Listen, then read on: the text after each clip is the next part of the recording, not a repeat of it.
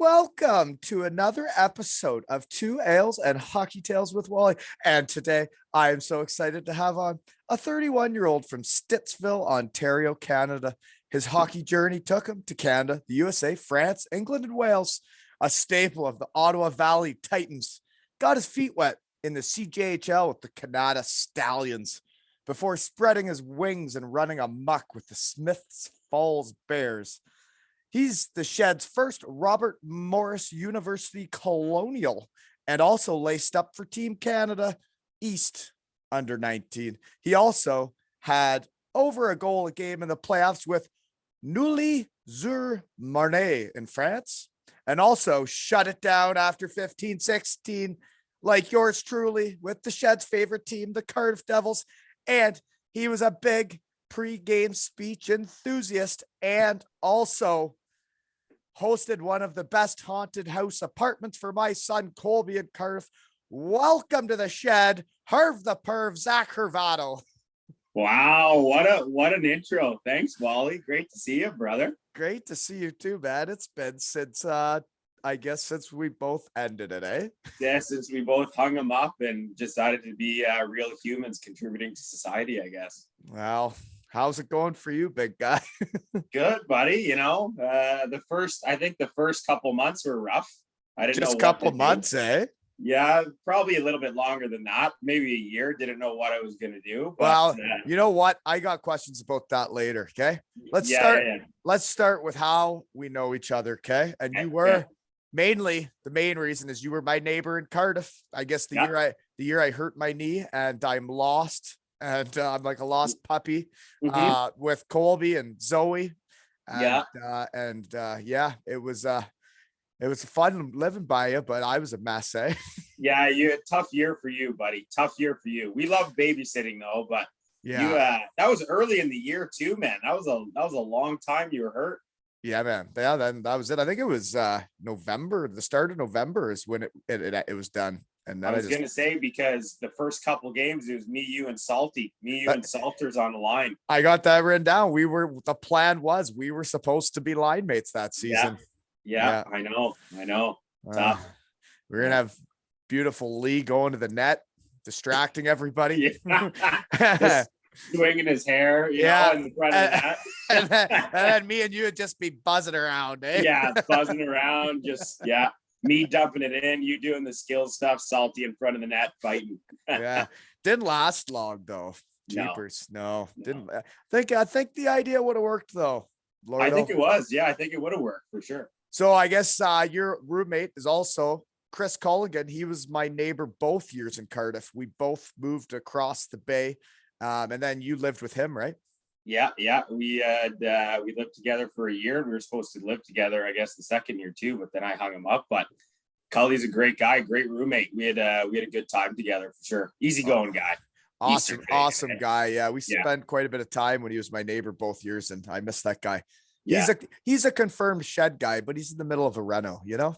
Yeah, he's in the middle of a reno. Yes, he was actually in town a week ago coaching, playing against Gatineau Olympics. And Gatineau's obviously close to Ottawa, so we were trying to connect, but he was on a very tight schedule there. I was kind of disappointed. So if he ever listens to this, I hope he hears this, because I was disappointed that I couldn't meet up with him. Wow. The plan, he was going to come on tonight, but he's on a road trip again. Guy's a busy boy, eh? Yeah, there you go. Yeah. Well, anyway, some of the things we would do in our spare time, right, was Mario Kart on Nintendo 64. Oh, geez. Yeah. Right? You were quite an average Mario Kartist, right? I think there's times Colby beat you. Yeah, that's probably Cully spreading rumors. It got intense though. No, I played those games. You weren't that good. Quite average. I like to think I was good though, but yeah, Cully was pretty good. Who was he going with, Toad or Yoshi? Man, he'd always pick different guys, but he could just beat you even with Bowser, eh? I'd have a few freakouts for sure. Like, we didn't talk for an hour or two after we'd play. You were competitive. You're a competitive little bugger, eh? Yeah. And I couldn't beat him. He was good for sure. The other things we did to kill time was you guys would play mini hockey with my son, eh? Yeah, yeah, we love babysitting. That was great. Every time you told us, "Hey, can you watch Colby?" We moved the tables over, set up a rink, and in our apartment, we're like, "Let's go." It's Oh, good. yeah. And it was awesome. I haven't seen Colby in so long. He probably doesn't even recognize me now. Well, I know, but like he always brings up names, right? Because of, Yeah. and he kind of remembers it, but not totally. And it's kind of weird. But yeah, I was gonna have him come out here, but then I was, he's got a playoff game tomorrow. I'm the coach. I had to get him to bed. Oh, He can say curfew, hi right? next time, right? He can say hi Curfew. next. Yeah. Yeah. Yeah. I'm moving him back to D tomorrow too, so he's got to be sharp. Oh, there you go. Yeah. Yeah. The coach had to make a few changes. We're a little short-handed tomorrow. So, we're How gonna old? How old is Colby now? 9. Oh, geez. Yeah. So it's under 11, which would be like Adam. We're 2 ages together here. So he's like the first year kid. How do you like coaching? I love it. It's my favorite thing. You'd The be- shed, you'd be- the shed you'd and be great. coaching. Yeah, you'd be a great coach. Oh, thanks, man. Yeah, no, How I are really How like are the it. parents? I don't really talk to them anymore. Yeah. I realized that like if you like, I want to coach the kids. That's what I want to do. And Yeah. they have their group, right? They go stand in the lobby and all chit chat. And I just don't really feel like I need to be a part of those conversations. Yeah, Because it's probably the smartest decision you can make for sure. at the start of the season, I got into 1 or 2 conversations and I was like, well, I guess I really didn't need to know what you thought of who was playing left or right wing, geez, So I couldn't just- even imagine, man. I couldn't even imagine. no, but our team's awesome. Like the tightest group, like I've been a part of. Like honestly, they're as close as the Cardiff teams we played on. Like they love each other. They do anything for each other, and they all just want to hang out with each other. They're like best friends. They just want to play mini hockey and play hockey together. Hey, that's all my best friends here from where I'm from. Same thing. Started when we were 5-6 years old. Grew up playing hockey in Stittsville. We're all still best friends to this day. So that goes a long way. Well, and it's true. My best buddies from home are the ones I grew up playing hockey with. Yeah, there you go. So it goes a long way beyond hockey for sure. Yeah. And we even got the full team, 2 Ales and Hockey Tales shirts made with their names and numbers on the back. And I gave them There to you them go. right before the first playoff game. We're 2-0 in the playoffs. Yeah, Shed, smart. shed Smart, boost. eh? You Shed know. boost. Yeah. Give them a little booster, eh? Give them something. You know what's something motivating. interesting though is some of the kids, like they all wear the shirts like every day, which is awesome. And they're wearing them to school and stuff because they say root beer on them instead of beers. Colby's idea. But Yeah. some of the kids are wearing them to hockey and then they're legit wearing it under the equipment and they're sopping wet, I love it. I mean, they're wearing it all the time. They're not even taking it off for hockey. I love the you got the sweater there too. You got a 2 Ales and Hockey Tails sweater or just Dude, this is a jersey, but yeah, I got a hoodie underneath here, which is like literally my favorite hoodie I've ever look owned. at that, eh? I was gonna say the yellow liner of the sweater and the yellow 2 Ales. I know it's the best I've ever matched in my life, and it's all 2 Ales clothing. Folks, it's available at aleshockeytales.com. And Herv the Perv, just so you know, the new Cardiff Devils goalie. Tomorrow is the last day. So, folks, whoever listens to this, the raffle ends if you listen to this like tomorrow, which I bet you there's about 75 of you that will to 100. You sickos. Dude, yeah, he looks great. But anyways, he's the goalie. We're raffling off a game worn Cardiff jersey and his game used stick to help raise money for hemophilia for his nephew.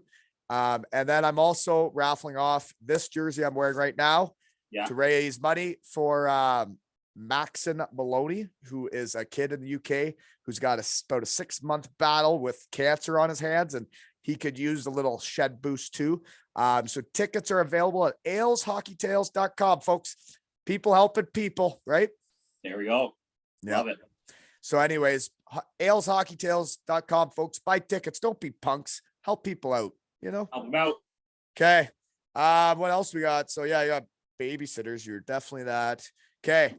The one thing I remember is I was hanging on, right? I moved back. I'm still in the WhatsApp group chat with the team. I'm hanging on. I know I don't really belong anymore. I'm back home. It's over. and I was hanging on, and you had resigned. And then one day you sent a here we big go. long thing to the team saying, I'm out. I can't come. And then you left the group chat after, and I was like, I really should leave the group chat too. And that's when I did. Ah, ah. Yeah. Yeah, that's a story. Are we getting into that? Are we diving into that a little bit? Jump right into it right now. Yeah. Okay, we'll jump into it. So yeah, I really feel like I became a good hockey player in Cardiff, which is the sad part of this You were story. still really on the rise in your career, I'd say. Yeah, I started to play good hockey. You know, I was what, 26, 27. And you really found a role in like what you were as a player, I'd say. Yeah. So I you know, looking back, I always joke with my buddies and people here, like I really started to become a good hockey player around the time I stopped playing hockey. You know, usually it's all right, I'm getting to the point where, you know, you're losing your speed, or you're losing this, you're losing that. I think I was easy, buddy. Yeah. Or you just mess up your leg and you can't walk anymore. But I had already lost the step anyways. So anyways, like, long story short is, while I was in Cardiff, you probably remember I was doing my firefighting course. So I was doing all my online course and tests to keep me busy there between hockey, Mario Kart, and whatever else we were doing. And the city of Ottawa Fire hires every 2 years. Extremely competitive, thousands of people apply, only like less than 20 get in. Yeah. And you know, I kind of thought to myself, I was like, hey, this is the time to dedicate the summer to tutoring. I went to Texas to finish my firefighting course, and I got all my certifications for structural firefighting and hazmat. And I made the decision. I basically just said, listen, like if Ottawa Fire was going to say, here's a job, or Cardiff was going to resign you, what would you do? And that was the question I asked myself. And I said, I take a job with Ottawa Fire and start my life and do that. And the shitty part about this, am I allowed swearing? Yeah, you can do whatever you want in the shed. Okay. Yeah. The shitty part about that was I wrote the test, and there's a test and then a bunch of interviews after, and I didn't pass the test. So that was the September of the year I was supposed to be in Cardiff. So after you pulled out of Cardiff, you then didn't pass the test. So you were probably like, shit, I should have gone. Yeah. And the worst part about this, which I'm going to say now, because I don't think anybody knows this, is after I'd say it would be around October, November, I got a message from Lordo, and he gave me a call, and he said, come back. You know, I think he knew, like, what are you doing? Like, come back. Yeah. I was still obviously skating a lot. I was working out like a maniac. The week before I got that call, Wally, no word of a lie, I was in the gym being an idiot, and I messed up my leg, like doing some stupid exercise, So he calls me, and right away I'm like, yeah, I'm in. I'm coming. Get me on a flight. And then I had to stop myself and say, gosh, Lordo, actually, shit, like, I haven't like really moved in a week because I really messed up my leg. What was wrong with your leg? I was doing, you know, cleans. I was doing some cleans there in the gym. And yeah, this is when you're retired. Grow up, Herv. What are you doing cleans for when you're retired? Grow up. Staying in shape, you know, just in case. And I really messed it up, and I was limping around. And I remember Lordo said, okay, I'll give you a week, like, let me know how it feels. And I have a few buddies that worked at the rink here in Stittsville, so they let me go on. I'll never forget this. It was like 11 o'clock at night. They let me go on for a twirl there when everybody was done, just to test it out. And it was one of the shittiest calls I had to make. The next day I called Lord, and I was like, listen, I went on the ice, and I'm going to give you my honest opinion. My leg is messed. Like, I won't be able to play for a couple weeks. I would 100% still come, but you're basically going to bring me to Cardiff to, you know, get rehab for 2 weeks first. Rehab for 2 to 3 weeks first. And then at that point, so And you said this was September or October, so it's still early. So the fire, I wrote the fire test in September, and this would have been October, November-ish when Lordo messaged me, because I remember I was still in some group, and I sent the picture to Mo or something, chirping Mo, and I had my shirt off flexing, and Lordo sends me a message right after. He's like, oh, "You're still in shape, you know?" And I'm like, "Yeah."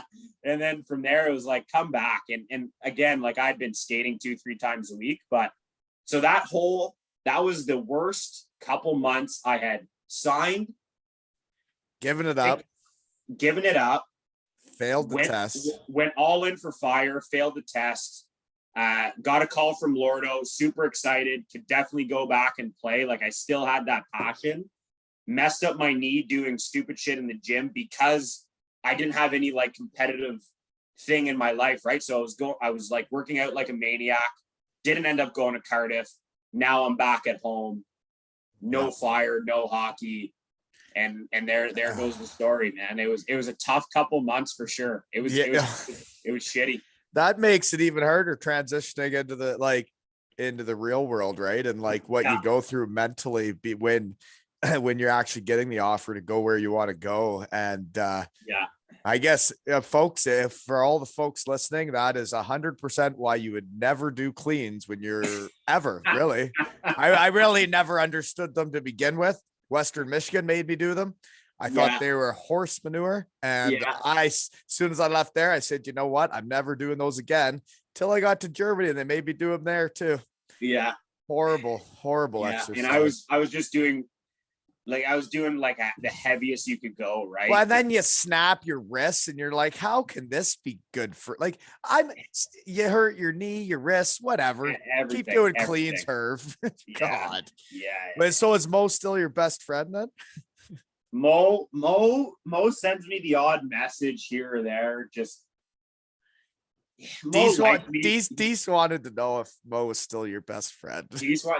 No, Mo is, like, I would say we are probably best friends, but he sends me some messages every now and then, and he wants to talk to me, but he hides it. You know, Mo, eh? Like he tries to act all cool, like, oh, I don't really want to talk. I don't really want to talk to you, but like he sends me a message and he wants to talk to me. You know, Mo, eh? Like the guy is a big heart, lovable guy, but like to me, he comes off as like, oh, I hate her, but like for everybody listening, he absolutely loves me. Yeah, he does. So oh yeah, absolutely.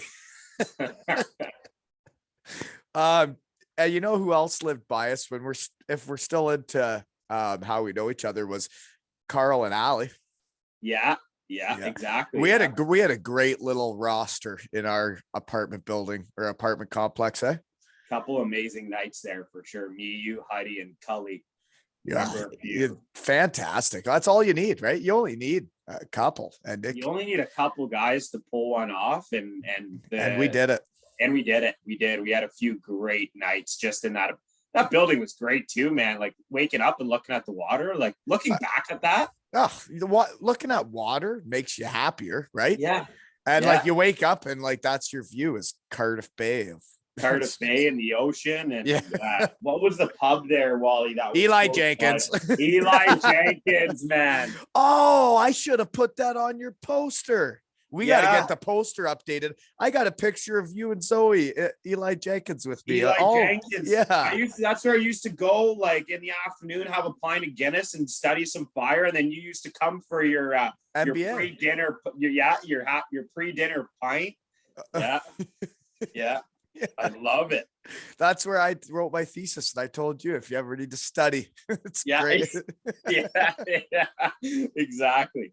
And do you remember my creepy stalker neighbors that also lived in the building? Yeah, I do. Dan and Sarah, shout out to them. They got their jerseys. Do you know there's people wearing these jerseys to Cardiff Devils skates now? Oh man, I imagine I would love to go back.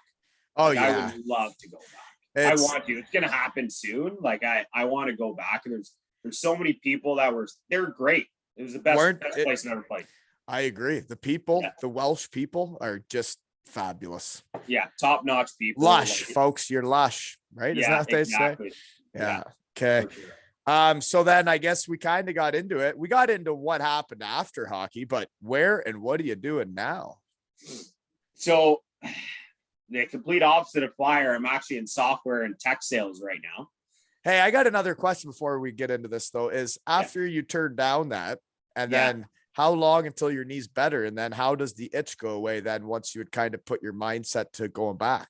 Yeah, good question. So after that happened, I was like a lot of guys trying to land on their feet, I guess. I was applying to a lot of positions in Ottawa and getting a lot of no's, but I was working construction with my dad and his company. And I don't know if you remember, but when I was in Cardiff, I was dating a girl from Ireland.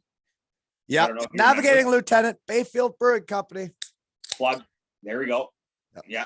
And I actually went back to Ireland. So I went to Ireland to live with her. That was my first ever real job. I was working for you moved to Ireland? Yeah, I went to Dublin because I was just honestly that. When was this? This was right after Cardiff before you start the firefighting? This was no. This was this was after I failed the test, after Lordo called me, after Christmas that year in December in Ottawa.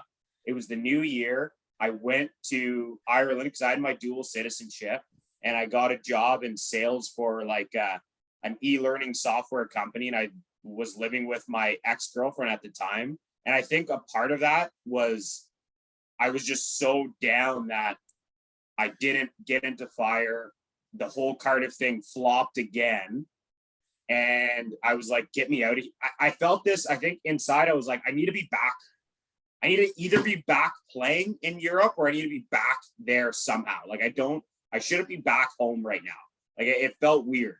And I being back home feels really weird at first, like when you're home for Christmases and you're home for people's birthdays. And even when like I'd say is like the start in August, right? When all the hockey guys leave and then stuff starts happening and teams are playing games and you're seeing what everybody's doing and you're just sitting at home and you're like, this is weird. Odd. It's a weird feeling, right? And the feeling for me was like twofold because of the whole fire thing and then actually thinking I was going to go back to Cardiff in the fall. So was this test not something you could do again or? Yeah. It's the test. Was it a height test? Were you not tall enough to get on the roller coaster? No. It wasn't a height test.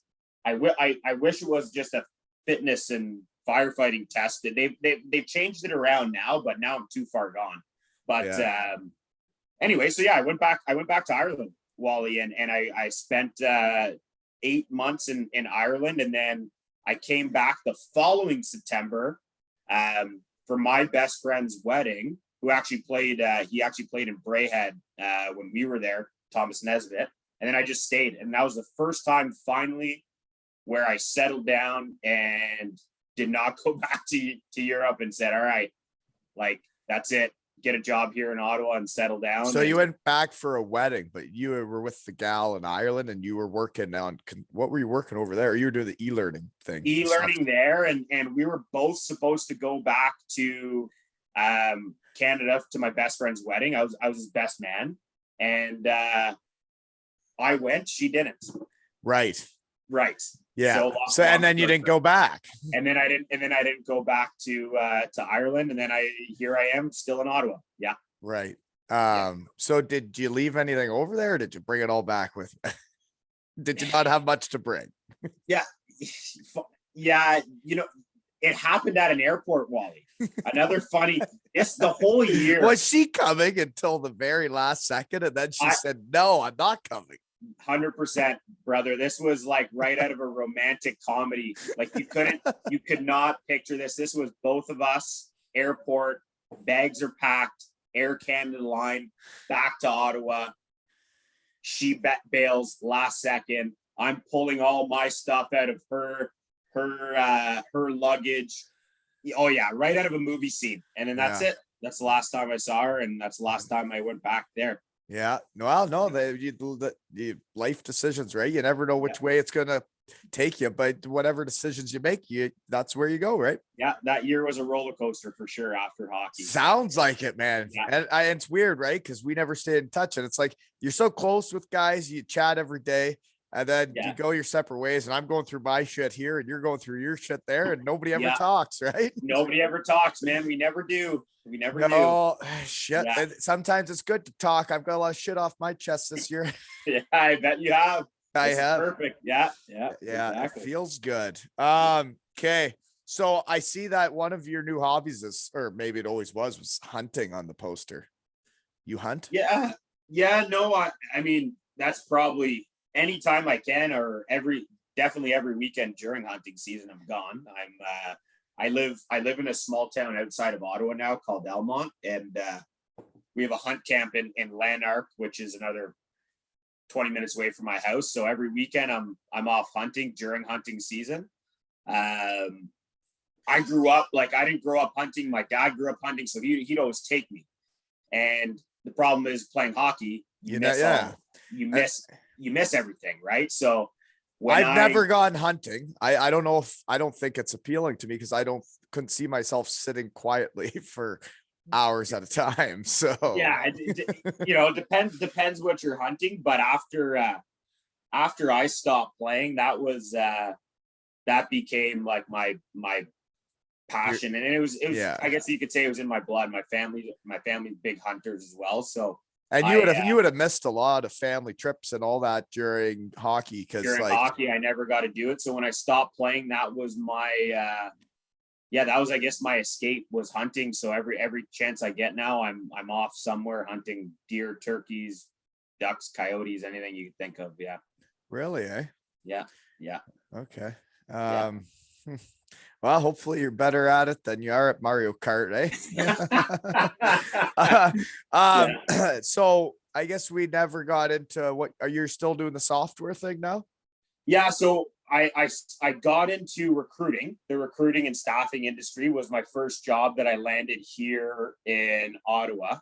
And funny enough, the guy that helped me get into that industry played at Holy Cross and was another hockey player. So the hockey definitely, there's always a connection, man. There's always a connection. It comes around full circle, right? It definitely comes around full circle. And then I was in that IT staffing industry for about 4 years, and then just very recently I switched over to a sales executive position selling security software now for a company. So I'm in software. Sales executive or account executive, one of the same thing. Sales executive, account executive. So sales for security software. It's and it's been fun.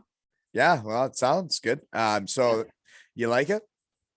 I do. Yeah, it's competitive if you're in sales, right? There you go. That's the biggest thing. It is competitive, and as you know,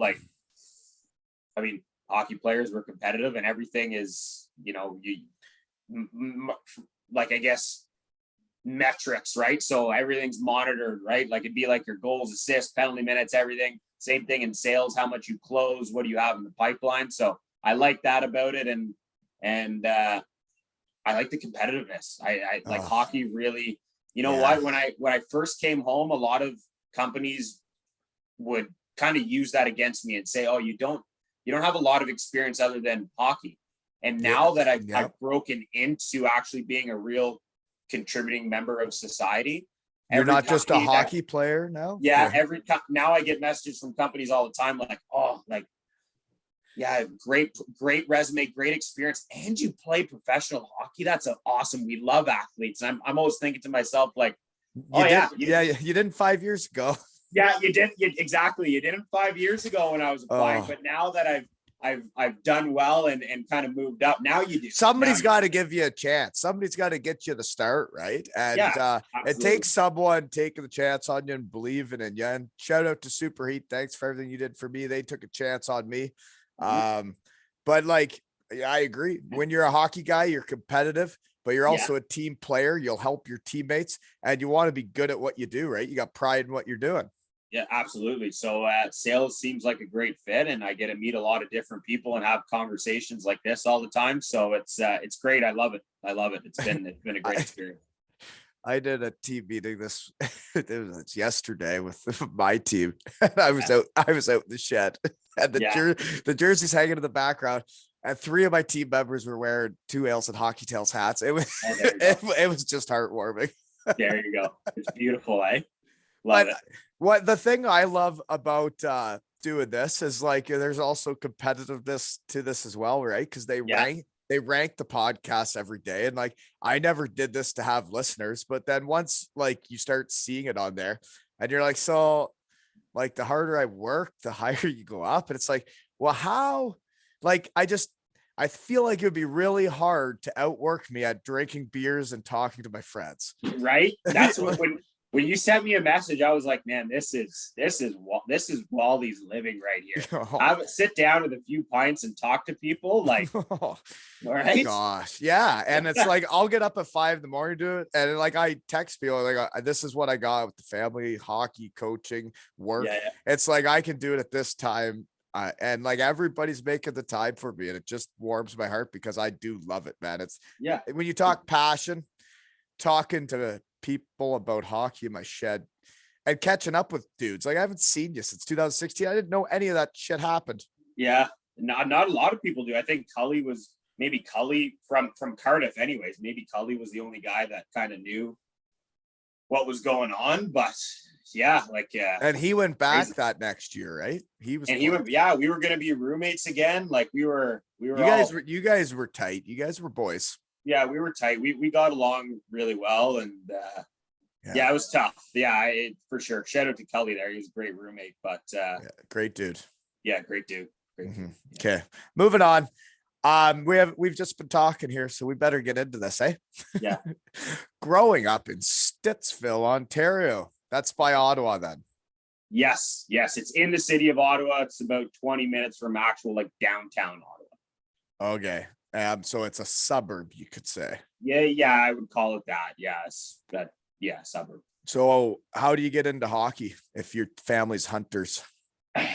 Well, I didn't grow up with a family that was really into hockey. Like my family's Italian. So my dad came here from over there and got into construction with my grandfather. My dad played hockey until my grandfather basically decided not to drive him to the rink anymore. And he was like, oh, you got to work construction, no hockey. So shout out to my parents, because without them, I probably would have never made it anywhere in life, let alone hockey. But they got me into hockey when I was young. I played for the Stittsville Redmen at the time, which is now changed, obviously, with all the, the rules of how you can call teams. But I got into hockey and like 4 or 5 years old in Stittsville. And then it became your passion, and your parents put you into it and you just took it from there. That's it. That's pretty simple. That's all it became. It was whether it's hockey at the rink or waking up and playing road hockey, skating on a rink. Like that's all I cared about. Hockey growing up. I understand. My parents weren't hockey people at all either. And they just put me in it, and there you go. Yeah. Then it's over. over from there for sure. So what was Stittsville? Is that AAA, single A? What are you doing out there? Well, I started in the minor hockey with Stittsville Redmen, and then now it's all changed here. But back then we only went to like AA, right? Like there was no AAA. AA was the Ottawa Valley Titans. Okay. Because the research team saw the Ottawa Valley Titans. I was assuming that was AAA and you're going all over the place. That would be AAA. So that was the highest level, and below the Titans was the Goulburn Rams, which is basically Goulburn was like the county, Stittsville, Richmond, Munster, like small towns around there. I've hardly been out that way, man. I don't know it at all. Yeah. Well, Ottawa Valley.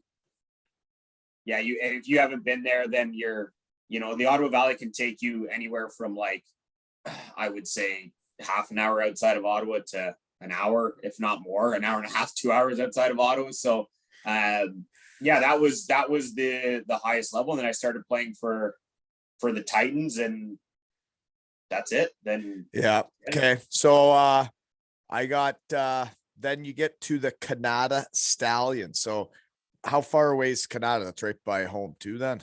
Canada and Stittsville are basically attached. So when I was playing minor midget for the Titans, that's your OHL draft year, and the year you get drafted to junior A.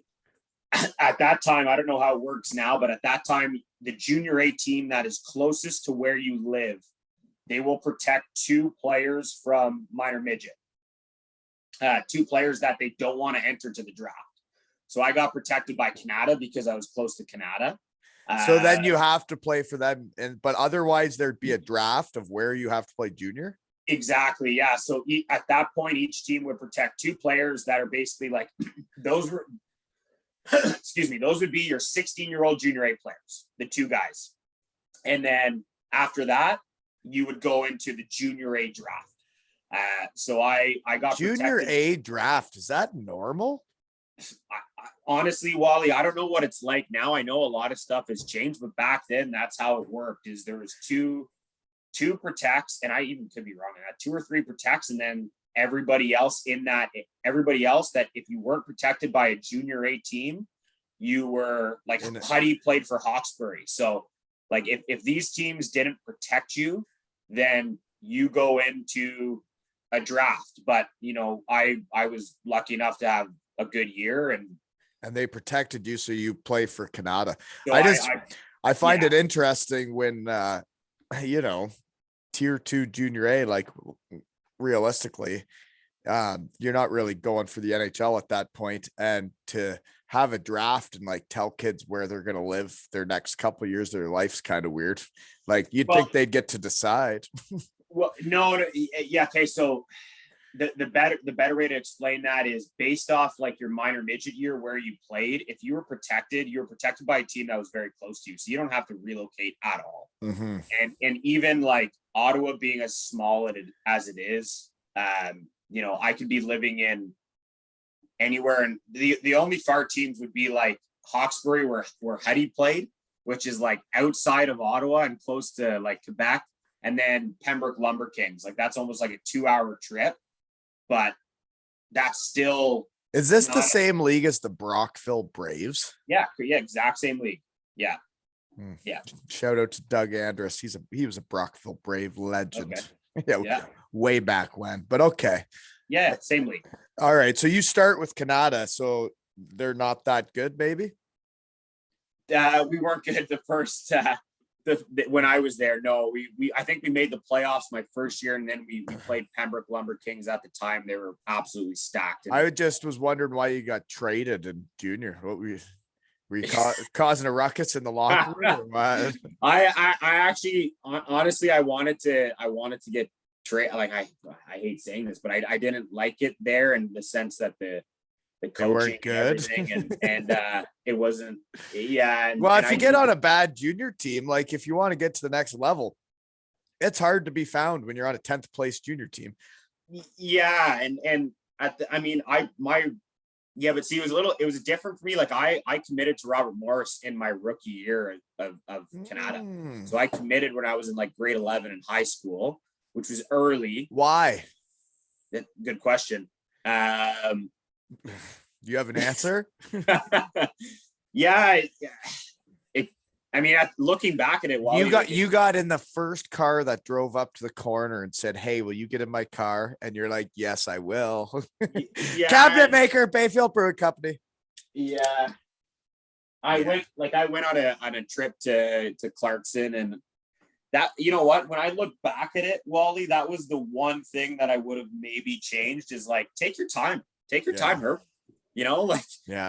Colgate, Clarkson, a bunch of schools, and I committed to Robert Morris, and I will never regret it, because some of my best friends are on Robert Morris. I've been to their weddings, and we're best friends to this day. But I did commit young, for sure.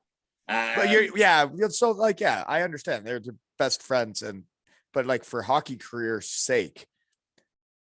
Speaking in terms of hockey career's sake, right? Yes, I committed too early. Right. That's something that I would definitely have changed. I was in grade 11, man. Like I didn't. No, that's what I mean. I like when I was looking at your stats here or whatever, the research team was hot. I saw when you got traded, I'm like, I bet you he committed around that. And they're like, well, he's going to be out of here after this year anyways. So let's trade him for the playoff push. But then you Yeah, played so another year. So a big reason why I committed to RMU is because they wanted me there as a true freshman. Oh, young punk. So that was appealing to me, and then that ended up not happening because I shattered my wrist when I went to Smith Falls Doing and cleans.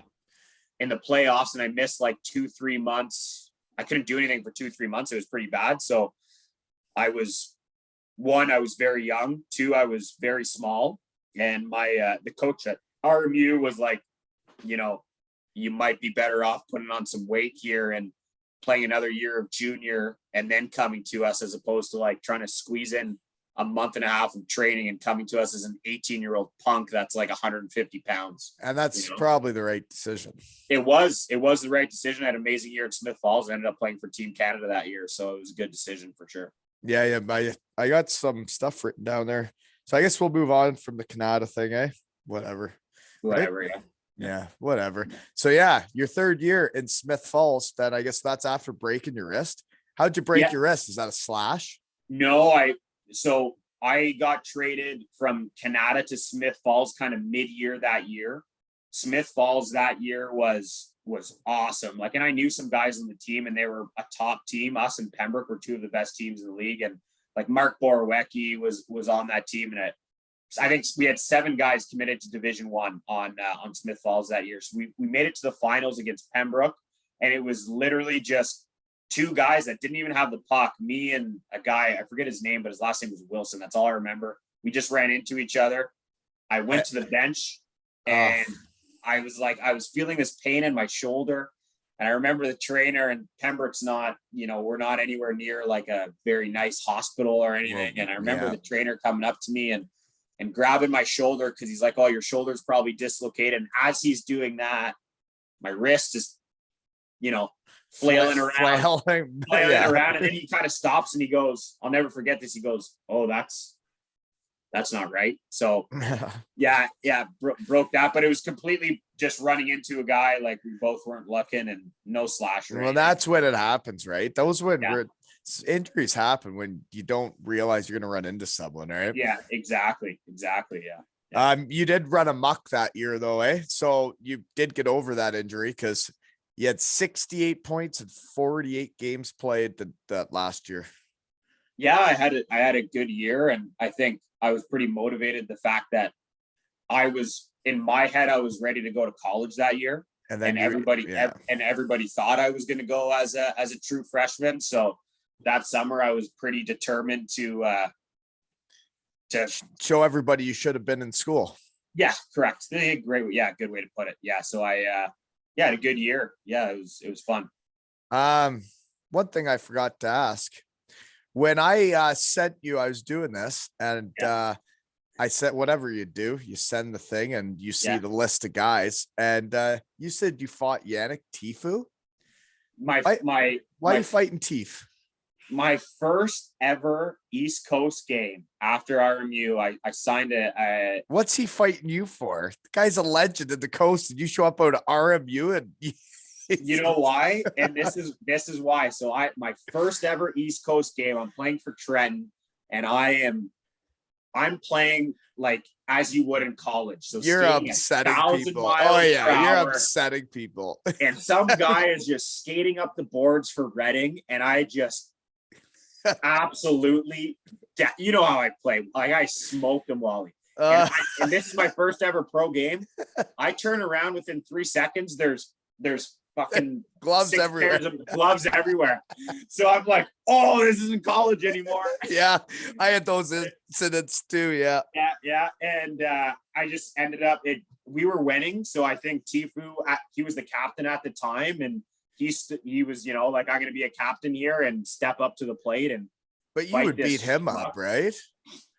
I don't even do that well. I feel like he's tall and lanky, but like, you're so short. If you got inside, I feel like You'd Yeah, be the more fight. powerful from low, but he has longer arms and is ganglier. It wasn't like the greatest fight. Like it was decent, but I also got in shit because my fight, I didn't do up my fight strap, which is a big penalty in the coast. Yeah. And I didn't know that. So when we got to the bench, the You trainer don't know grabbed, until you know, right? yeah, the trainer grabbed me and we went to the room and he purposely taped up my pants in the fight strap to tell the refs, like, hey, it got Tifu ripped it like when we were fighting, or else I would have got a fucking whatever, like another 5 minute or I think he got a 10-minute.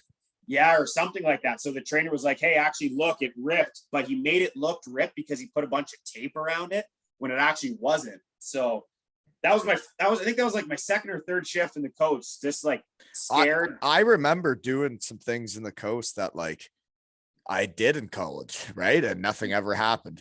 And then as soon as I did them in pro, like Yeah. I was gonna get beat up by the biggest, scariest guy on the ice immediately. Oh, for sure. And I was lucky that it was Tifu. Not saying he's not that guy, but like it wasn't some. No, you are lucky it was Tifu. I'll say that Tifu Leaf, man. When I did the one thing, so we were going near the end boards and I gave a guy a whammy and he went like feet first into the end boards. Yeah. And then like the big guy came off the bench and I was like, no, you know? Yeah. Oh no. It wasn't like Tifu skating at you. Yeah. Not college anymore when you're wearing cages and just running into guys 1,000 miles per hour. And sticks flying everywhere, just high sticks everywhere. High sticks everywhere. The worst thing was, it was a clean hit too. Like I didn't get a penalty for the hit. I just laid the guy out. So I turn around and I'm like, oh, what a hit. Like, welcome. And then I turn around. I'm like, oh shit, I don't think I could do this anymore. Like, you know? Good stuff. All right. Okay. So, one thing I got though is your last year also in Smith Falls, 10 points in 5 playoff games. Yeah. I mean, you only play playoff. 5 playoff games and you get 10 points. We didn't make it far. So you're out first round and you're getting 2 points a game. Yeah, we're out. We were out early. The year before when I broke my wrist, that's when we made it to the finals. Like that was the year we had it. But then because we had 7 D1 commits, 6 of them left. Yeah. And I was the last guy still there, grinding it out. So we lost some really good players there. Yeah. What was this series when you went to the finals? Were you close? I don't really remember. It's a long time ago nowadays, isn't it? It was a long time ago. Yeah, for sure. All right. So then, but that is when you play for Team Canada is your last year? Last year, yeah. So what is this Team Canada? This is the best junior A players from Canada. Your league? No. How many leagues? Well, there's a Team Canada West and a Team Canada East.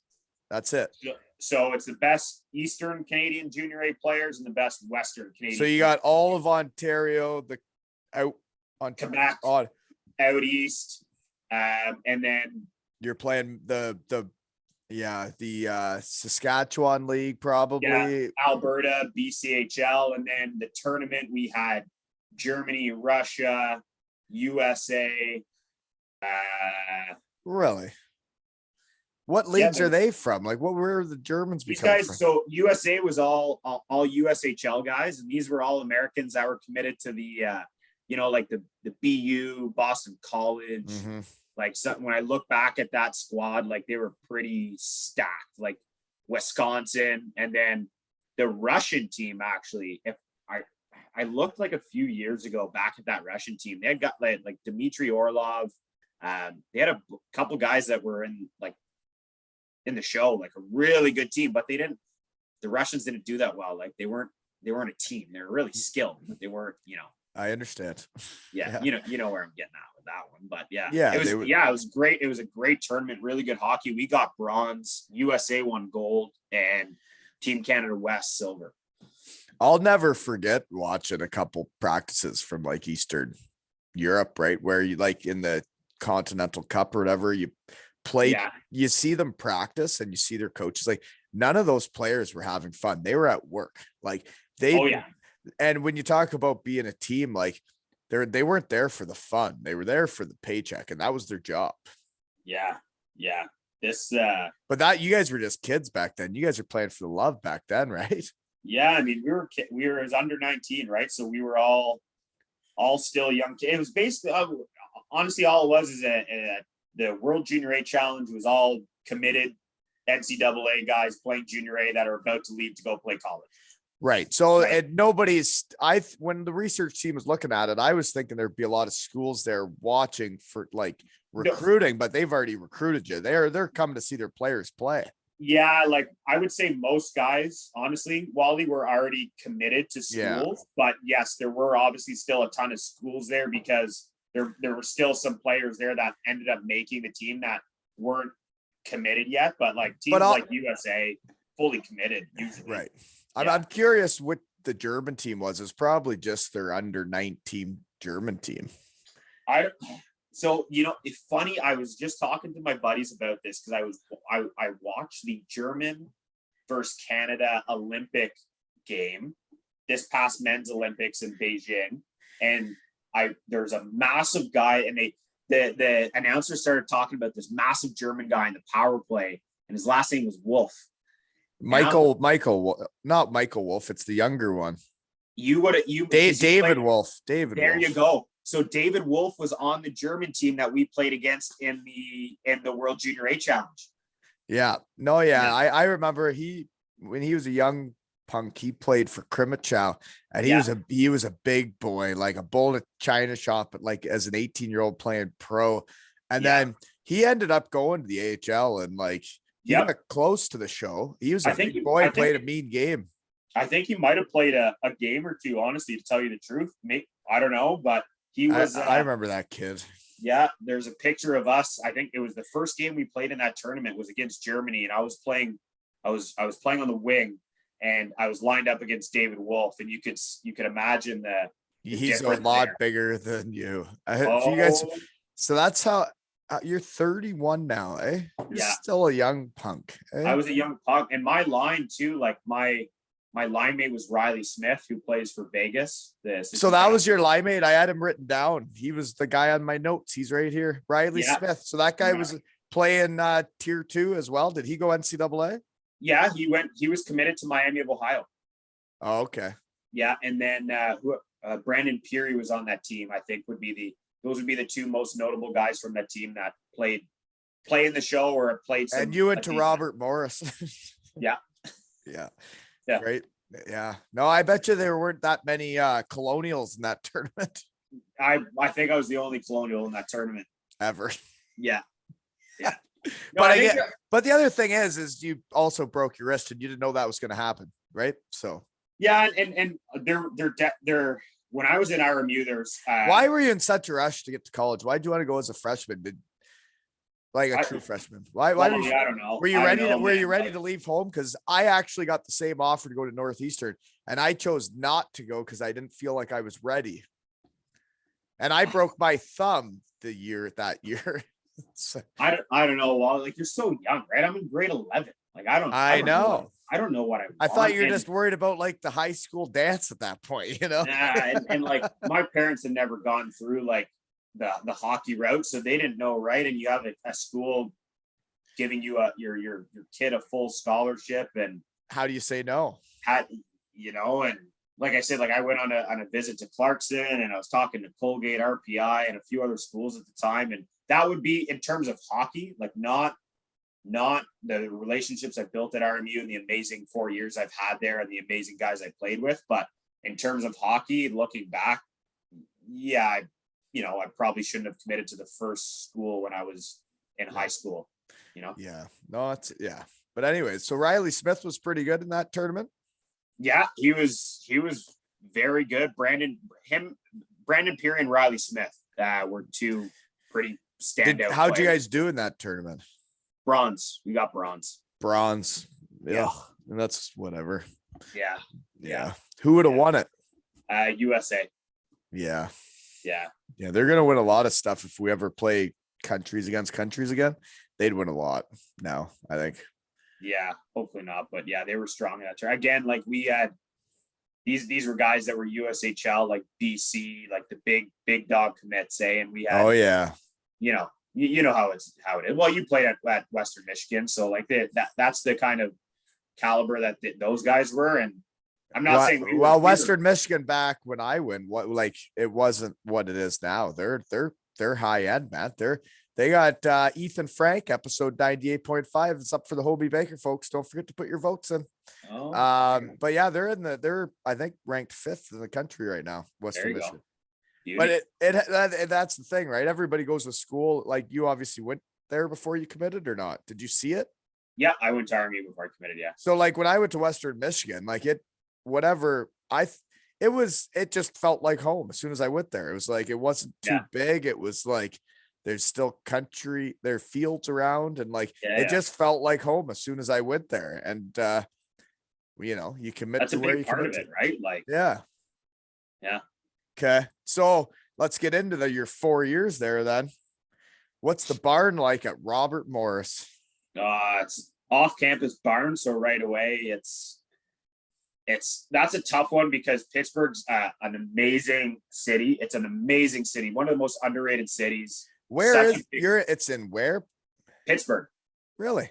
Yeah, Moon Township, Pennsylvania, which is I don't know, 20 some minutes outside of the actual downtown of Pittsburgh. So like we on the days when the Friday and Saturday when you pull off a good weekend there, as you know, on Saturday you get the green light. We got to go to downtown Pittsburgh and party with Pitt, Duquesne. Penn State was I think 2 hours away, but it was a great city to be in for sure. Huh. So but it's a big city, right? Like, it's a lot of action. I found when I went to Northeastern, like, there's so much going on, so many people and whatever, like it didn't really feel like a team, where like in Kalamazoo, there was school, there was hockey, and there wasn't that much distraction. Yeah. So they're here. I mean, put it this way, like when you go downtown on a Saturday night after sweeping a team and you end up being at a club and there's the University of Pittsburgh basketball team there or football team, you're a chump. You're no one, Yes, I do know. I went to Western Michigan. Yeah, exactly. So, but Pittsburgh in terms of the barn there, it was off campus. It was close to campus, but it was off campus. It was a good barn. Like, it wasn't by any means crappy. It's just, if that barn was on campus, it'd be packed. But the off campus. How many students are at Robert Morris's? Oh, it's a smaller school, Wally. Like what'd you take there? Corporate communications. Corporate communications. Yeah. Yeah. Huh. Okay. That was a pretty young program, though. I'm pretty sure they were just getting started around when I'm getting recruited. I think they sent me a pamphlet or two. Yeah, it was a pretty young program. Still is pretty young, but since then they made it to the tournament, I think, twice since I left. So they're starting to get some better recruits, and they're doing well. Like, it's a good program now. If you're in the tournament, you're doing well for sure. Okay. What's your best college night on or off the ice? Best college night on or off the ice? Wow. I mean, again, a lot of fun nights where we got a party like at bars and clubs in a nice city in the States, which, a lot of guys playing college, you're in a small town and you don't really get to do. So, we did win. We won a big tournament. Actually, it's on the photo there for the podcast. We won a tournament and we played at the Consol Energy Center where the Pens played, and we beat Miami of Ohio in the final. That was a big moment. But I remember my freshman year, we were on like ESPN and stuff. They were calling it at one point one of the bigger upsets in college hockey, because we were like one of the last ranked teams, and we swept Miami of Ohio that year. Swept them. And that was a pretty crazy moment for the program, because the week before we got swept by Lake Superior State at RMU. And it was around Christmas break when there was only like 2 teams on campus. There was like men's basketball, women's basketball, and men and women's hockey. And we got swept. And instead of, going with our tail between our legs and being good students, we threw a banger Yeah. in the dorm rooms, which, long story short, cops got called, campus police got called. After you just got lost, After we just got lost, there was a lot of threats of the program being, the cops were there, guys were getting ushered out and police. So needless to say, the hockey program was in hot water after that weekend. But then the following weekend, we sweep Miami of Ohio. And everything's good. It's like, okay, these guys can play hockey. Winning and losing, I tell you, it's the exact opposite. Yeah. Lieutenant, Bayfield Brewing Company. Yeah. So that would probably, those 2 weeks was a pretty cool roller coaster to see, like, the difference. The difference. Like our coach, we almost did the miracle drill. I'm not joking. I remember we walked into the rink, Wally, and our coach was sitting there in the above our room, and he pulled up the police report, and he sat everybody down, and he goes, like, and he was just reading name. It didn't have our names, but he was like, man says his name was Jimmy something and ran away from cops. And he looks up and he's like, huh. And they described the guy as like 6'2", blonde hair. I wonder who that could be. Right. So like they had the full report. We went on the ice. He sat down on a chair in the middle of the ice, Wally, and he did I'm telling you, it was straight from Miracle. Guys were puking. He kicked guys off the team at that point. It was done. I was like, man, I don't think I'm ever playing college again. And the following weekend, Miami of Ohio sweep. So that was kind of epic. Yeah, it would be. No, that would be fun to do too. Yeah. So then did you have another shaker after that then? Oh, we were good for that. We had a few shakers. Good. I'm saying after you beat Miami of Ohio, right after the police report, did you have the balls to throw another one or not? I think I'm sure we did, Wally, but we didn't have the balls to do what we did after the Lake State sweep there. When you lose and then you have a big party, it doesn't look good, right? But at Western Michigan, we sure did that because we lost a lot. I think my senior year, we won like 6 games, man. And it was like, well, what are you going to do? You're not going to party. We got to blow some steam off because when we show up to practice on Monday, we're going to get bag skated for 2.5 hours for sucking. So we better have fun on Saturday. We'll see you Monday. Well. Yeah. Might as well, right? Yeah. That's You got to blow off the steam somewhere. And if you're just going to bag skate and hate hockey the whole week, then, well, it's going to be terrible, right? Yeah. Yeah. You may as well stay a team. Right. That's what you learn in college too. It's like, hey, shitty weekend. Let's go out, have some beers and come back Monday. We're all going to get yelled at Monday. But you all know what you're in for. And like you do it together. You become a team. Like you become brothers. The college relationship, like, I don't know, like you're so tight. You do everything together. Like every waking moment you're with guys, right? I mean, these guys and RMU was small too. So like I'm in, workout at 5 a.m. with these guys, then practice, then classes with these guys, then you live with them and you get in that rhythm. And exactly like you said, it's like, hey, we know what we're they're in for. Family. They're family. Literally family. Yeah. And these guys are my best friends to this day, and I'm in their weddings, and that's the one thing I'll never regret about RMU is the quality of guys that were there for sure. So it was a great time. Yeah. Okay. So then were you guys ever good though when you were there? Yeah. So my senior year, we were pretty good. My senior year, it was the first, maybe not the first time, but up in that area of being ranked top 20. Like what was the site there, Wally? USCHO was one. Yeah. Was one. So we were ranked top, and then we had a first.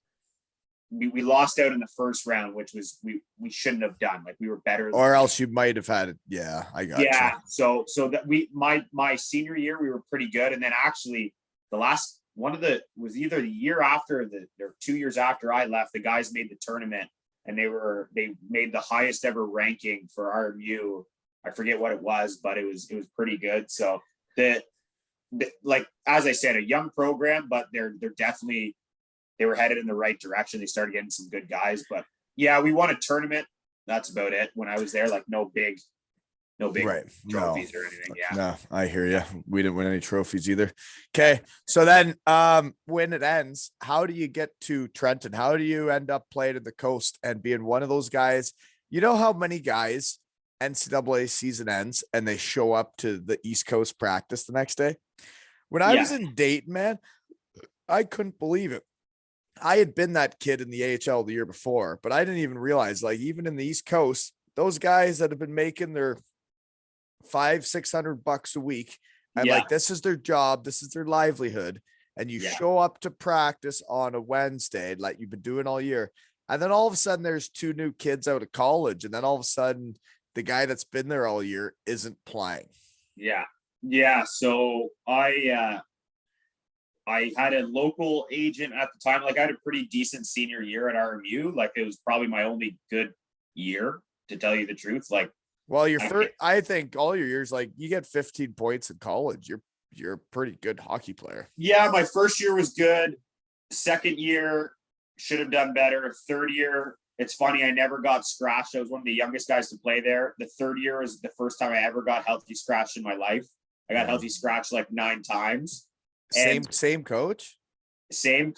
And college, college, like, it's like a football. It's like you get a playbook of stuff to looking back on it too. Like, if we are going to go down that route, it's like, I might have actually been like better suited for like an OHL, more free flowing, just play hockey, as opposed to like, here's a playbook of plays of face-off draws, like there's 6 of them, and I'm going to call them out in practice, and if you don't get it right, I'm going to blow the whistle and I'm going to yell at you in front of all 25 guys on the ice, and then healthy scratch you in your junior year, which is the year, as you know, is when guys turn it up, right? Junior and senior, that's when you really finding your groove. That's when you find your groove finally, and you start putting up numbers. And I did the opposite. I had a decent freshman year, sophomore year, junior year sitting in the stands, and senior year, I remember that summer I said,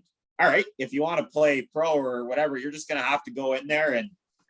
And what I remember having a talk with my coach, and I'm like, you know what? We haven't had this. I'm going to play the way I'm playing. That's it.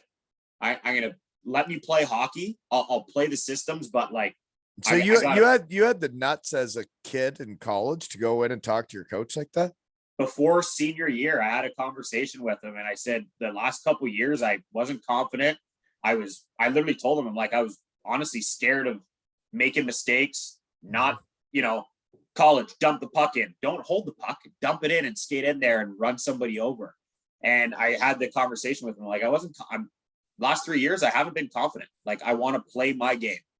And this is my senior year. And I remember, I showed up, I had a great, like, kind of training camp. I was in really good shape, and I actually ended up playing with confidence, and look what happens. Right. So playing with confidence, doing anything in life with confidence, changes things, right? It's not just hockey, but like in hockey, it's crazy when you have confidence or don't, how it changes the way you play. And every time you touch the puck, like the difference you make with it is all about the confidence you have, right? 100%. I kind of went in there with a don't give a shit attitude. I've got one more year to really. And sometimes that can work, right? If the coach pushes you to a point where you're like, you know what, I'm just going to go out and do it. Yeah, exactly. And like I had the skills to do it. It was the mindset for me, right? It was what was going on in between the years. And it's a big part of it. That's a big part of it. And I had a good year, and I just through family friends, there's a local guy here who's a good agent and represented some kind of, I would say, bigger players, like NHL caliber guys. And he got me into, I don't know, there was a few teams that were looking for guys at the end, and I ended up going to Trenton. And I don't even think I practiced with them, Wally. I got there, slept at a guy's place, played the next day, and I went on a road trip to Reading, Wheeling, and Elmira. Was beautiful scenic road trip there on the coast. Sleeper bus. You're a rookie though, so you got to be right at the back in the pig pen with all the kids. Oh yeah. You're not allowed to get I remember the Dayton bus. There's all the nice sleeping beds, and then there's just like a pig pen in the back for all the rookies, right? Oh yeah, yeah. I don't even remember where I slept or whatever. And I remember, I think there one night I barely slept, and then we got to Wheeling like in the afternoon at lunchtime, and we played like 2 hours or 3 hours after that. I was like, this is wild. Oh, it is wild.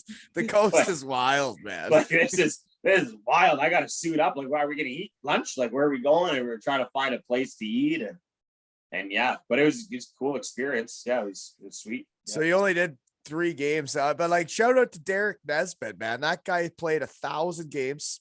He's been on the pod twice now, but Spit and Chicklets is doing a big night for him with the Atlanta Gladiators, and he's played 1,000 pro games and only 1 year in Europe and nothing in the NHL. So that's all AHL East Coast, man. That's Impressive shit. That's very impressive. That's a grind. Good. That guy's mentally strong for sure. Well, and yeah, he's a hockey guy, right? He's a hockey guy through and through to do that. But yeah, the bus trips in the coast, man, were wild. Yeah, I mean, I only went on 3 of them. So You didn't do it for long. You just fought Yannick Tifu, went on the bus trip, and then that's that. That's it. Said let's go. So at the 3, you play your 3 games, and then did they like say, okay, time to head back to school? We've seen enough, or what happened? Well, Trenton didn't make the playoffs. So it was over. It was over. So Trenton didn't make the playoffs, and I remember I drove to Trenton, New Jersey from Pittsburgh. So I got in my truck, and I had told the best part about this was my teachers all gave me permission, like, oh, okay, you signed to go play pro for a bit. So they're all like, no problem, finish your course when you're done. Yeah. And they asked me like how long I'd be gone. And I said, okay, well, if I just gave him an idea of like 2-3 weeks, and after the 3-game road trip, we're gone. So I'm driving back from New Jersey to Pittsburgh, and I'm thinking to myself, my teachers think that I'm gone for at least another week to 2. So I got back from New Jersey, and that was the first time, Wally, where I lived. I could finally say like I lived like a college student. Party on a Monday, Tuesday, Wednesday, Thursday, doesn't matter, don't care. My teachers thought I was gone playing pro hockey. I did all my courses in my apartment, so I was basically done, and I lived it up, and it was a great. It's hard, especially in the US, when colleges are way more fun than in Canada or back in the day, right? It's hard to watch all these students have so much flip and fun, and you're like, we have to work out at 6 a.m. 6 a.m. that morning, and then we have to go on the ice for 2 hours, like, and get bank skated, and then and skate till you feel like you're gonna puke, and like do squats till your asshole's gonna fall on the floor. Like, so my roommate signed in the CHL in Arizona. I went to the coast in Trenton. We came back at the exact same time. And I remember like we had fun. We got to the apartment and we looked at each other and we kind of made a pact. Tyler Hines, he played in the coast for a bit. Shout out to Hinesy. And we said, let's just, you know what? I think we called it like, we're just going to be yes men. Whatever happens, whatever we get invited to, we're doing it. Yeah. And we just, the last couple weeks, we just lived it up. It was great. Well, yeah. And that's kind of like what you'd go through our hockey season, and then we get put out, and then they just punish you for a few weeks, right? For losing. You'd run like however many miles every single day. And then they're telling us like, you should stay for the spring semester. Like, you should stay and work out. And it's like, well, do you know what you just did to us for the last 10 months? Yeah. Give me and you're going to tell us all to stay in this town, and now you can't supervise us. Yeah. Good luck. Good luck. Yeah. That spring semester was an absolute mess. Of course it was. You can't, that's too much freedom. You're letting a bunch of caged animals out of the cage for the first time. And we'd only be taking 2 classes. Like, and it was just mayhem. And for they're sure. saying this is good for the team. It's like, well, No, you're not maybe looking if at it the right everybody way. went home to their hometowns and got a break, maybe that would have been Yeah. better. Yeah. Yeah. But they're the best memories I got were those Yeah, for break, sure. you know, it was incredible. Yeah. So after that, then whatever you think about the coast, you decide to head to Neuilly sur Marne. So that'd be France too, folks. yeah. So so that summer I had a decent amount of coast teams call me, not for a contract, but for a PTO, like to come to camp. And I was in the mindset, like I knew who was going to these camps. Like I just played college against some of these guys for 4 years, and I was like, I can go and do this. Like this is, I'm better than some of these guys. But at the time, the guy I was dealing with, the agent, was like, I agree with you, but we're not gonna like just send you to a tryout camp. I'm gonna get you an actual contract. And then I think it was like August, I started getting antsy. I was like, we got to do something here. Like I had my buddy reach out who had signed with Gwinnett. He's like, the coach called me. He's like, come to our camp. Like, I think you'd be a great player here. And I'm like, this was me like in the awkward stage of never really using an agent before, or like understanding how to navigate that situation. And in my head, I'm like, man, like, yeah, I don't care. I'll go to these camps and I know I can beat some of these guys out. I never did. I said, no. So did the guy I was working with. Next thing you know, it was September, and it was like, all right, I guess let's go to Europe. And this is in when? September? This was like September, October. Wally might even did in October. So you hadn't played anything, and it was September, October. Nothing. I guess that like the East Coast doesn't even start till like October. Exactly right. And I remember Rungstad in Denmark. Called and everything was looking great. They even told me who my roommate was. He played at RIT. I played against them. And I remember getting a call. They lost 4-0 one night. They went like 0-5 to start the season. And they're like, why? And they're like, why are we going to pay for an import to come over? Well, they canned the coach and everybody. So that was my. I played in the Rungstad barn, quite the barn. It's funny because people probably wonder what it's like to play overseas and like in some of the barns. Yeah. Like the Rungstad arena is not as nice as the one we have here in Kincardine. Yeah, I mean, I don't even know. You walk in, you walk down the stairs, and there's 4 locker rooms at the end of the arena, and there's the ice pad and seats on one side. That's it. Yeah. Well, that's the barn. Anyways, I mean, I was just excited to go over to Denmark. No, I agree. Like, but it's like, and that team can be good. And like, if you get the right mix, and then all of a sudden, like, but like, it doesn't matter the rink you play in. I'm just saying, like, it's interesting. Oh, for sure. But like, if you get to the Danish league, you never know what can happen, right? You should have seen the fucking rink I played in Neuilly. Like, you want to talk about a rink? How do you call it? Neuilly sur Marne. It was just outside of Paris. It was in Paris, France. Really? You're in Paris? So anyway, that's a roller coaster ride. So I go from like having a decent year, thinking I could play in the coast, then going to Denmark, and then not going to Denmark. And then I ended up like talking to the guy that was at my time, wasn't just a friend helping me out. Like he was more focused on bigwig players that were playing in the NHL. And I was like, listen, I'll figure this out. Thanks for helping, whatever. And then, I think you had him on your podcast. I looked, David Amonte, agent there. And, I got in contact with him, and he said, now that at this point, Europe has started. I'm like, he's the one that got you to Neuilly? He's the one that got me there. And, my main argument, I'm not saying I'm a rock star, but I was like, should I really be going to a second league in France here? Like, what's the game plan here? Like he was just getting you something over there, right? Exactly. He was just like, listen, we just got to get you playing hockey. Do well. I'll get you in the Magnus next year, whatever it is.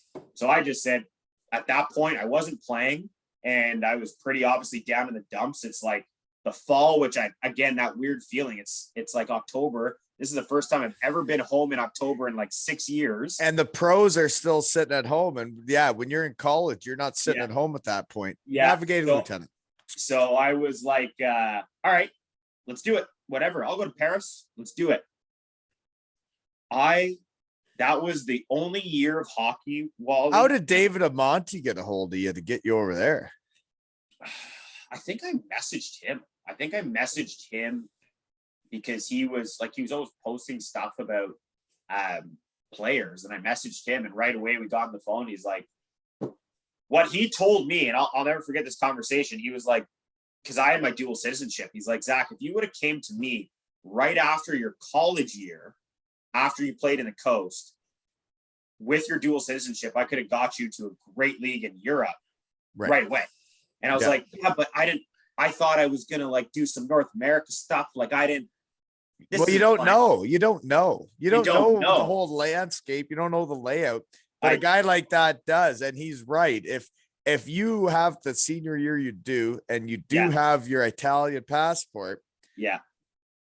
You're definitely going to a top Italian team for good salary. Yeah. So, and again, that's what I thought I'd end up doing, but I waited till friggin' fall to make a decision. And then they all have their teams, and they're 10 games into the season, and they have their roster. So I got there late, and I got there. I saw the rink. It was basically just an ice surface covered in wood with a couple stands off the side. Shout out to Newey though. I love the guys on the team, and I lived in Paris, so I but in terms of hockey, I shut it down that year. I think during the year, I didn't care. I was like, man, I had this thought in my head that I ruined what is my like minimal hockey career. I was like, oh, what did I do? Like I could have been playing in way better places, and I partied a lot and enjoyed Europe and whatever. And then it wasn't until the playoffs. It's funny because if you the look thing at is though, yeah, and I saw that, but the thing is when you're treated as a professional, like a professional, you act more like a professional. When you show up in Paris and it's a little, say like a figure skating rink or whatever, and you're living wherever, and it doesn't feel like you're a pro hockey player, it makes you not want to be as committed.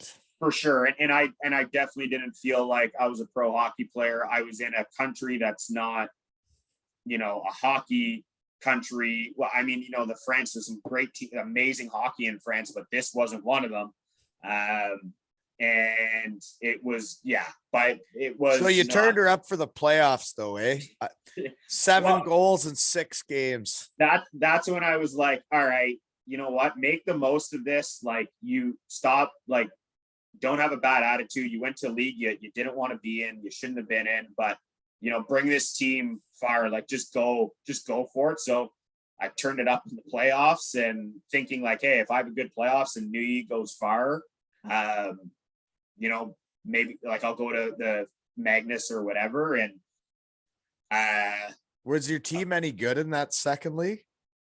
We lost in the second round, I think, in the playoffs or whatever. I find it interesting, even like the French second league, like they're paying for an import to come over and paying for your apartment, probably gave you a car, right? And it's like, they must have wanted to win, right?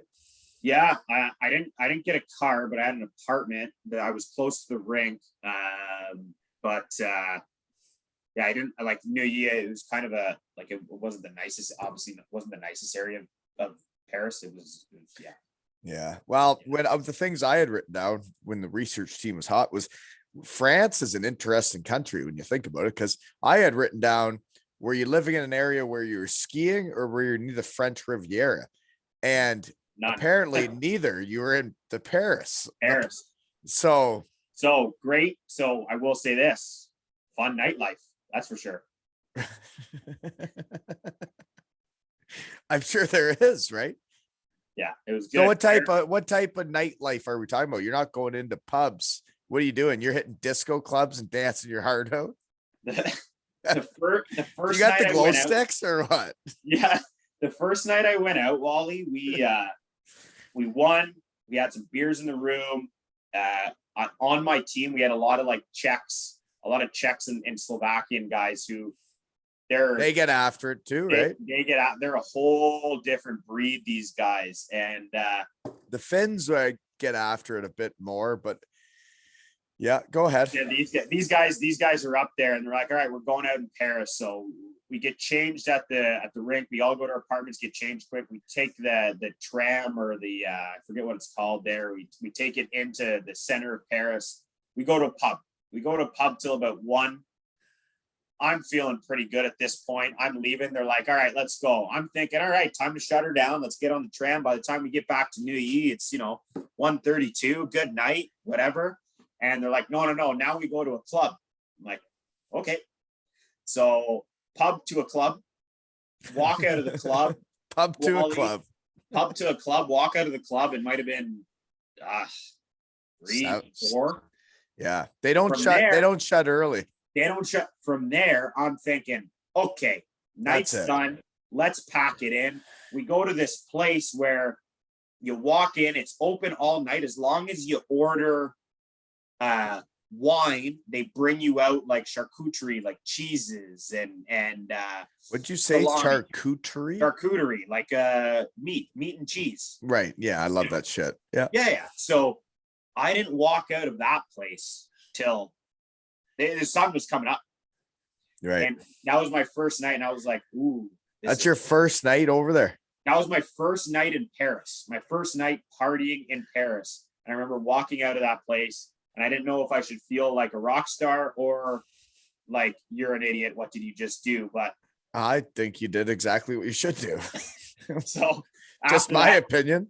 Yeah. So after that, you kind of realize that they just do it a little bit differently there. They go to the bars a little bit later and they stay. Well, I mean, and people take it as seriously as it. I don't know. I did. Whatever. Yeah. I liked the leagues I was in because I didn't feel like I needed to take it that seriously. But like those guys in the NHL, man, they're serious all day, every day. Like they can't take. They got to have the diet on all the time, right? Yeah. And they still get after it when they can. But this was. Yeah, it was fun. It was good. Like Paris is beautiful. So I got to see Paris again. No regrets on that end. Just the way I got there a little bit. Yeah. Well, you just didn't buy in. Hey, you're like, this is a step in the right direction. Or if you reach out to David, he gets you where you need to go. Right. Yeah, exactly. Right. And he's 100% right on that. It's I should have made my decision right after college and right after that stint with Trenton. Hey, let's go to Europe, use the citizenship and go play some great hockey, but I waited, Yeah. No, and you don't know until you know. I actually, the research team was hot, right? Because I also know about these things. As I wrote, why not play in Italy with pass? ? Yeah. Well, that's exactly why. So what happens after France? How do you end up in Fife instead of Italy? Well, I went to Hull. Hull. Oh, so I was one of the defensemen on Neuilly was really good friends. They were both from the same area or same place in Quebec as Omar Pasha. Right. If you remember Omar Pasha. He was the player coach in Hull. And he, after the year, he saw me in Neuilly and he said, he talked to Omar and he was like, this is probably a guy that you should take a look at. That is definitely not going to be coming back to Neuilly. And shout out to Omar because I ended up going to Hull after that. And that's when, like I said, that's when I started playing. Like you started going up and you started, yeah, getting into it and believing in yourself a bit more and taking it more serious, right? For sure. So he put in a good word and what was it like playing for a player coach? It was different. Like it was different. And I'm gonna say something and Omar can get mad if he wants. I don't know if he listens to the pod or not. Yeah. I remember playing against him that year and he was the player coach. And I remember playing against him thinking, he's really sucking wind. He's tired. Be tough to coach that way because you can't tell everybody to back check that hard when you're out, when you're not, you can't do it. Right. For sure. And as you know, Hull didn't have the Cardiff Devils budget. And Well, we didn't have a budget either back then, but we didn't have a lot of guys, right? If like one or two guys were out, we had a short bench, and like you bring up, remember we brought up some of the English guys, but you know, yeah. so it was. I remember playing you guys, and you guys would literally be playing with like not many guys, right? Yeah, and hey, Well, that was their last year. Was that their last year of existence? That was their last year, Wally. We lost in the last second of the game to Sheffield, to go to the final of the tournament of the playoffs. We beat Brayhead the first round, right. And then we go to the big whatever the tournament there in Nottingham, and they scored a cheesy goal that like not the whole Nottingham arena was cheering for us. They were like all cheering for Hull to beat Sheffield, and they scored some goal where there was a high stick, so we stopped playing because we heard a whistle, and I think it was Matthew Waugh like tapped it in, and we were all like, what the fuck just happened? And that's how we lost the game. We were this close to going to the friggin' final, Hull Stingrays that year. Yeah, and then they're done right after. And then we got to the room, and the owner comes in and says, Hull has never made it this far. Like you almost made it to the championship game. You have two options. Option one, and I'll never forget this. He goes, option one, you guys go back to the hotel, get rest. You play Belfast tomorrow, get third place, huge accomplishment. Or option two, you blow the doors off and play. Remember what they called it? The third place game. They called it the because the teams just go out and drink. Oh, they just totaled. They play it drunker than any hockey players play hockey anywhere. Yeah. So that third place game.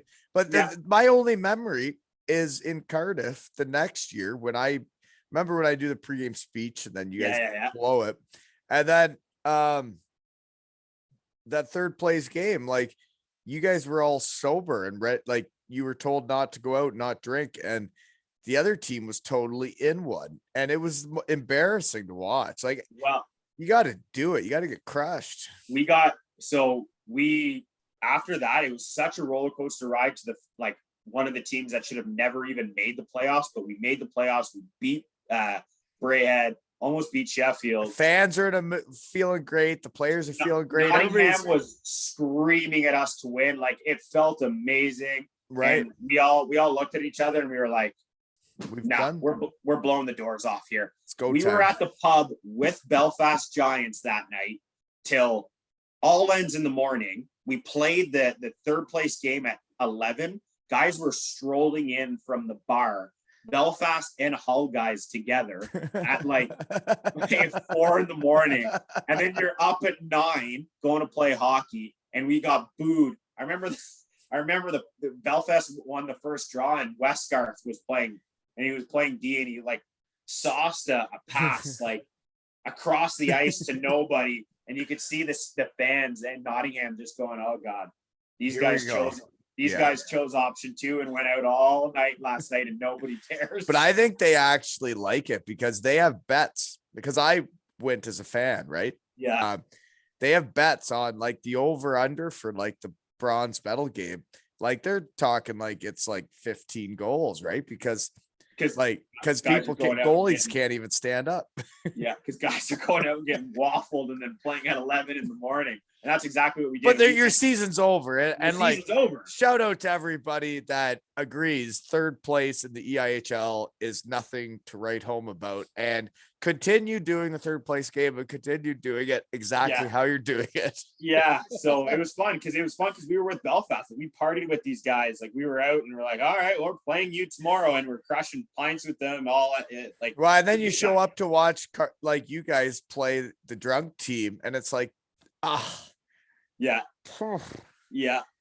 This is not embracing it for what it is. Yeah. So Hull was fun, man. Like, for a team that didn't have the budget to make it that far, it was good. It was good. You want to talk? Did you guys have the same bench as we did? It was like a pig pen, like in a square. Or did you basically guys have a real bench where you sat on a bench and like jumped over the boards? Because when I was there, I remember there was like just a box where the whole team kind of was but like a there's pig in pen. Hull, there's that second layer. Remember? It was a small bench lengthwise, but there was a second layer where if you weren't automatically going on, you'd hop up there, Yeah. but it was Yeah. more square than lengthwise. You're right. You're right. Like It was a wasn't square binding- bench. It was not Square. rectangular. It was not Yeah. long. You were all like rotating who was going next Yep. and who wasn't. And it's like, oh, is your line up? Well, you better get off that bench and You move better them get up off, there. and then Yeah. you better go up to the stands on here and let the guys that are about to go on. Yeah. Quite the time. Yeah. Okay. So then you probably are, maybe actually, you know what? You are the last and old. Boundsy did it before you, but Yeah. Hull Stingray to Cardiff Devils, right? Yeah. So I know the story. You probably do, but Lordo was watching video on Hull for some other player. Forget who it was. But he was watching video or watching games, and he told me, he's like, every time I watch this team play, this little annoying little fuck just is running around, Yeah. And he's like, I gotta have him. Yeah. And that's basically how it, like, I had a good year and Hull too. I like in terms of points and stuff, but obviously, how I play. Like, I played on the edge and I was very annoying and I hit and I pissed guys off. So, I remember getting a call from Lordo in the summer, and he was like, I remember he said he watched like as many games as he could, like almost all my games. He has issues. It's crazy how much hockey that guy must watch. He never takes a break, I bet. No, the hardest working guy. Fuck, I love that guy. And I never forget what he said. Out of all the games he watched, he made a comment. He was like, there's this game. So there's this game, and we were playing Edinburgh, and I hit a guy, like I rocked a guy behind the net, and he got up and he speared me in the nuts, like full on spear, and I dropped right away. He skated, the puck went the other way into Hull's end. I had my gloves off the second I got up, and I skated like an absolute madman across the ice down to the other end and just football tackled the guy. I was so mad. And Lordo brings that up in my call with him. He goes, like, he brings up how many games he's watched. I put up decent numbers that year, and he goes, that one fucking game, like, I love it. I saw the game where you skated after this guy, and I was like, okay, I mean, cool. Yeah. I mean, if that's what you like, well, and he did like it. He liked the way you played. You guys were actually somewhat similar. Like, he was just a little bit bigger. But like, you guys did both have that edge and play like that. And I remember him, like, he was like, I never thought I'd be signing a fucking second, third line guy from Hull, but I gotta have this guy.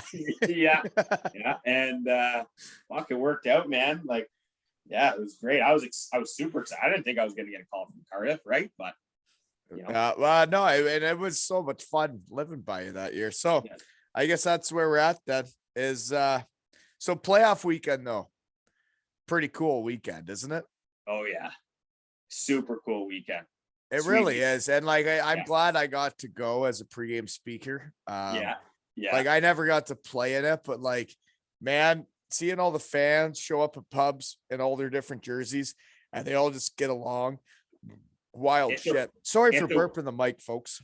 It's a wild weekend. And like I said, the coolest thing is all the fans, man. Like, it's almost like you're going to, like, not at the level of soccer, obviously, but it's crazy, man. Like, you're driving or you walk anywhere in Nottingham and there's just piles of people wearing Cardiff or Sheffield or every team in the league is team in the league. Every pub is absolutely packed. Like, it's a beauty weekend. And that weekend to only play in the league twice, to be in that weekend twice was sweet.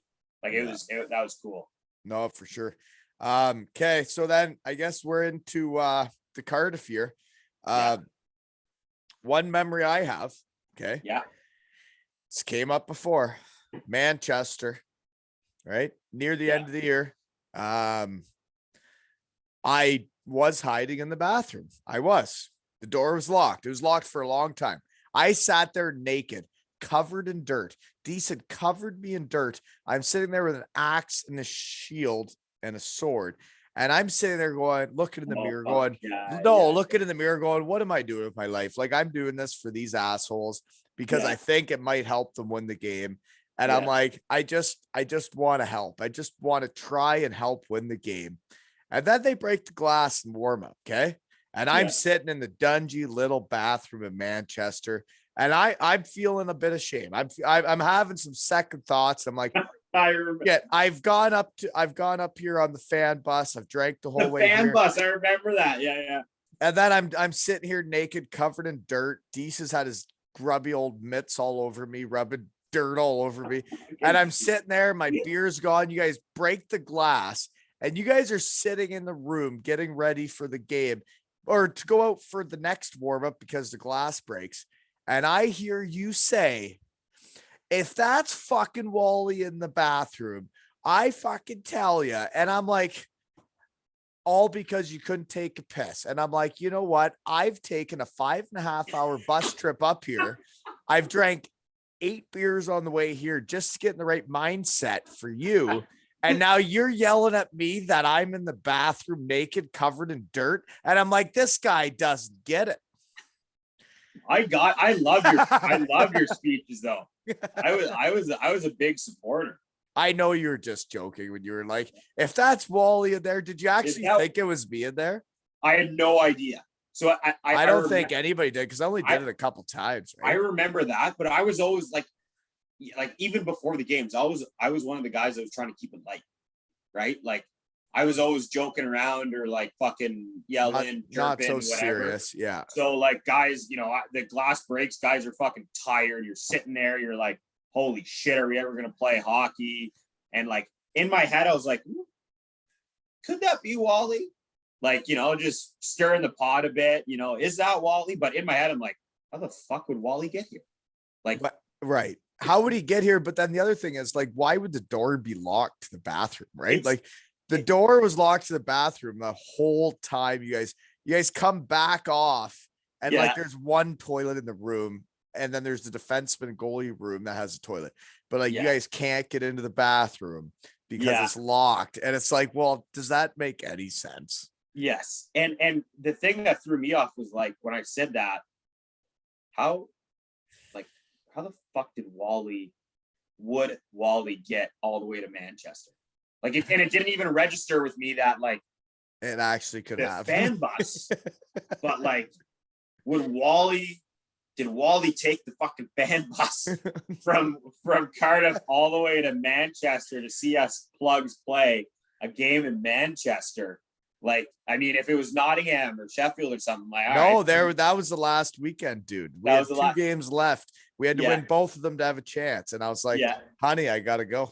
Yeah, exactly. Right. I gotta go. The feathers in the hat, right? You build up enough feathers. You gotta go. You gotta go. Yeah. Once you're a part.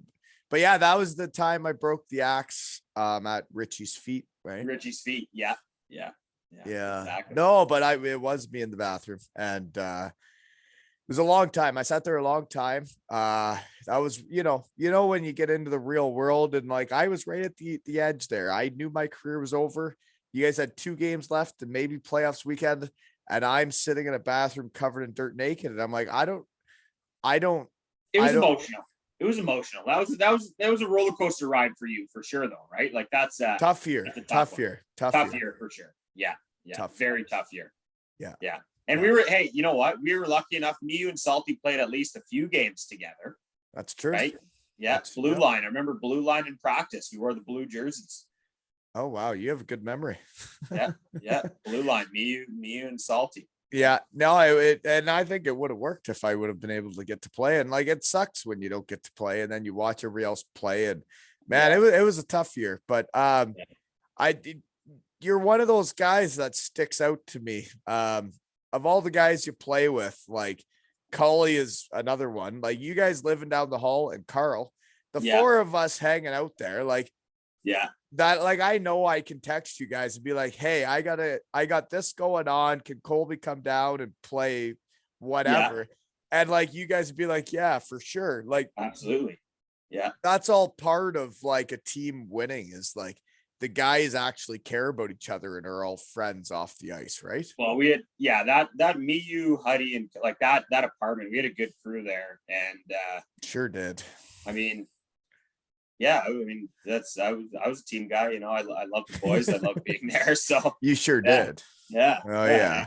And we love baby. I mean, I mean, you work out and then you go home and you lose in Mario Kart. That's all you got to do. And like when Colby came over, it was like, all right, we're playing mini steps. We're pumped. Like, this Right. is good. You got stuff to do, right? And like got- you talk to some guys, like I've talked to some young guys that are single overseas, and like you finish practice and you're like, well, shit, I'm done for the day, right? It's noon. And you're like, well, what do I do? Like, you know, sometimes you need a kid to come over and play some mini hockey with you, you know, keep things entertaining. Exactly. It was great. I miss Colby. And remember I adopted, do you remember I adopted Fish Friday with Cully? Fish Friday. Fish Friday. You guys were making fish every Friday. I do remember that. Every Friday. I ended up. Was it a different fish every time? Yeah, usually it was a pretty different fish, but me and Cully would go to the market there in Cardiff and pick out a fish. And became a big thing. Like, I mean, you were hurt, right? So you weren't in the room as much after, but it was a big thing. And Cully actually that year at some point after it finally caught on, he ordered me he got a shirt made for me. I still have the thing, a Fish Friday shirt. And I'd fucking wear it every Friday, right? Cully, after practice, we're going. Do you still eat fish on Fridays and think of Cully? I eat fish tonight, but I mean, I love fish, but I do think of Cully when I cook because that guy, he was so easygoing, right? But the only thing he didn't fucking like were green peppers. Like just a weirdo. Like green peppers. I mean, I wouldn't say they're a staple in my kitchen. They're okay. Yeah. But I was also the cook, so I'm like, all right, Cully, here's what we're gonna do. You were a good cook, weren't you? I love to cook. Yeah. Me too. Yeah. Oh shit, I gotta piss, but I'd like to talk to you about cooking a little bit. Okay, I'll take a piss and then pour a drink. Well, should we shut this down and then start talking about cooking? We've been talking for almost 2 hours and I gotta pee really bad. Yeah, me too. Yeah. Okay, what's your best dish though before we shut it down? What's your best dish? What if you were going to the cooking Olympics and you were like, I gotta present myself, what are you going with? Well, in Cardiff, in Cardiff specifically, I cooked a lot of cod because were you breading it? No, I didn't bread it. I didn't bread a lot of cod, but I'm a big fan of mussels, clams, scallops. Straight up or like with the spaghetti noodles? Make a nice you make nice like white wine sauce or red tomato sauce. Like, and then you just eat the mussels with the white wine, whatever. Yeah. Or you make a pasta with it, but I do like shellfish. I like a lot of shellfish. Big salmon guy too. You know? Is that right, eh? Yeah. So I don't know shellfish that well. I've never cooked it. I have had it like in Germany where you go to the place and you get like the clams with the spaghetti noodles, and my good Lord, is it good, right? Yeah, there you go. So you've had shellfish and it's amazing. They're smaller, obviously, than a fish. I've just never cooked it myself. I've just only, Easy to cook, Wally. Easy to cook. Man. So, okay. Well, we're going to have to talk about this maybe after hours because I think we've gone about 2 hours here. Yeah. A lot of good info there.